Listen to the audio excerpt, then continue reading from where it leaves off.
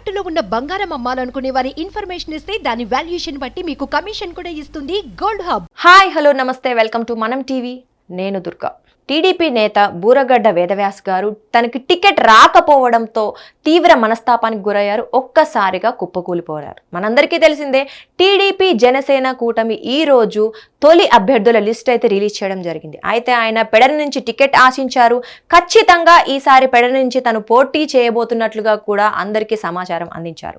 అయితే ఆయన చినపాండ్రాక పర్యటనలో ఉండగా ఈ లిస్టులో తన పేరు లేదని, టీడీపీ రిలీజ్ చేసిన 94 మందిలో తన పేరు లేదని, అలాగే పెడన నియోజకవర్గం నుంచి కృష్ణప్రసాద్ గారికి సీటు ఇవ్వడంతో ఆయన తీవ్ర మనస్తాపానికి గురయ్యారు.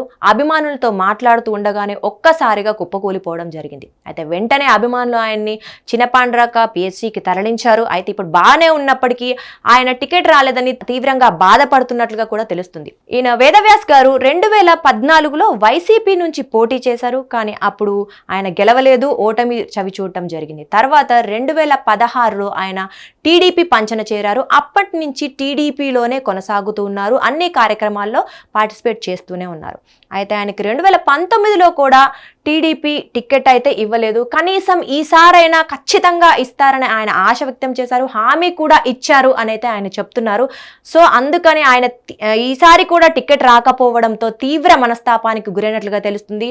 తీవ్ర అసమ్మతితో ఉన్నట్లుగా కూడా తెలుస్తుంది. చూద్దాం ఏం జరుగుతుంది అనేది. Thank you.